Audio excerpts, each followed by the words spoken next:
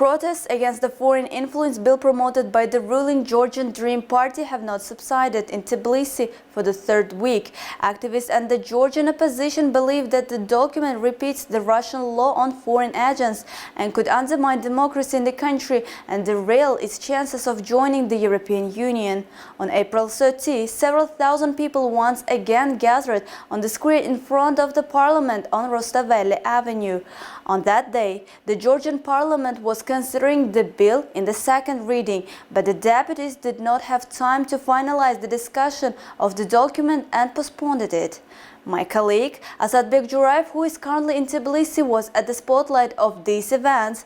We have connected with him to talk on details of this occasion. Good evening, Asadbek. Good evening to everyone. So you have been at the spotlight of these protests. Could you please talk on details of what is going on currently at the capital of Georgia? Since we have arrived here, we have noticed that many people in the country are not in the good mood because of the political situation in the country. They have been organizing protests against the law on foreign influence. Let's talk about yesterday's events. On 1st May, from the morning in the Parliament building, the law on foreign influence was considered in the second reading. At the second part of the day, the protesters started the rally. They blocked all the way across the Parliament building and didn't allow the political leaders to leave the building.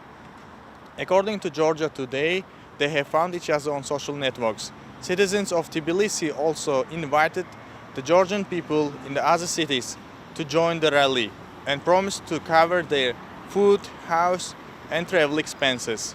Throughout the night, special forces used tear gas, pepper spray and water jets against the civilians. The consideration of the bill was postponed to May 1st.